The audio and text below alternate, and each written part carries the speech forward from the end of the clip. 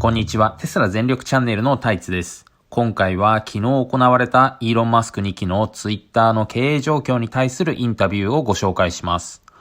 テスラの経営と関係ないと思われる方もいるかもしれませんが、私のコメント欄で多くの現テスラホルダーもしくは旧ホルダーの方からツイッターへの買収は失敗だったというコメントが多く寄せられていることもあって、未だに関心の高さが伺われますし、実際に今後のツイッターの経営の舵取り次第ではテスラ株への影響が出てくる可能性もあります。今回イーロンマスクがテスラ社からツイッターに軸足を移していたこの2ヶ月間、どのようなことを行っていたのか、どのような改善が行われたのかといった具体的な内容に加え、ツイッターの CEO に関する話題もありましたので、2部構成でお伝えしようと思います。なお、冒頭の15分間の別の広告が入っている会話については省略しております。Twitter customer support at your service. So I actually spent the last 15 minutes selling your new features. Yeah. Pretty exciting. The views are like incredible. Like Yeah. Ruben already made an observation that if you look at New York Times, their views are maybe 1/10 like my views, just me Yes. as a lone tweeter. And he said that their followers are inflated by just basically buying a bunch of follower accounts. Yeah, the views thing is huge. That's why I pushed the views, which is like actually a lot harder feature to implement than you'd think, because the sheer number of transactions per second, I think it requires system-wide on the order of 3 million transactions a second to actually calculate to calculate and display the view count, FYI, for Twitter Global. So it's like 3 million per second. It's a lot. For those of you listening, Elon Musk has joined the pod. Elon, how's the first 6 weeks been, generally speaking, of owning Twitter? It's been quite a roller coaster, which obviously you've witnessed and been on the roller coaster as well. Yes, the Dramamine. I've taken the Dramamine. It's quite up and down. It's exciting, but I think it has its highs and lows, to say the least. But overall, it seems to be going in a good direction, and we've got the expenses reasonably under control, so the company's not like in the fast lane of bankruptcy anymore. And we're releasing features faster than Twitter's history at the same time as having contained the costs and reduced the cost structure by a factor of 3, maybe 4. The verified is obviously, that's huge. It's a revenue stream as well as means of identifying, knowing that it's a real person and not a bot or a troll situation. So of all the various things that you say you are these things validated by other people and organizations? Can you tell us how you do product iteration, Elon? Because one of the things that I think some people got jolted by over the last couple of weeks is like a bunch of things got taken away or changed or rules changed or policies changed, and there was very quick action.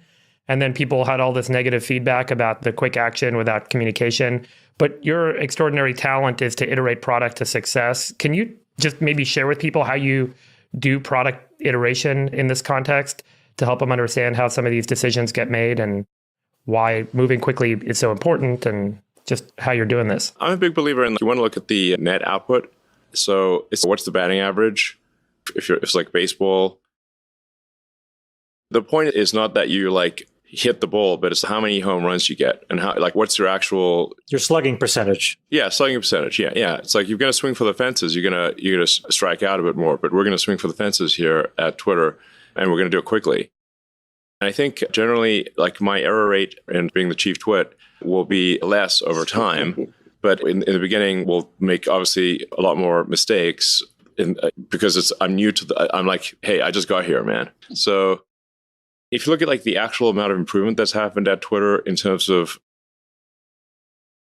having costs that are not insane, I think that's great. Like, I think we're actually executing well and getting things done. I think we'll have fewer gaffes in the future. How did you get to your intuition on what the efficient frontier of employees needed to be to make the product better? Yeah. I was part of this where you basically asked the question, who here is critical and who here is exceptional? Yes. It's really what the criteria is trying to apply. And obviously, you're not going to be perfect if you're moving fast. And there's a lot of people you're talking about here is that anyone who is exceptional at what they do, where the role is critical, they have a positive effect on others. and they are trusted, meaning they put the company's interests before their own, should stay. Pretty straightforward. Yeah.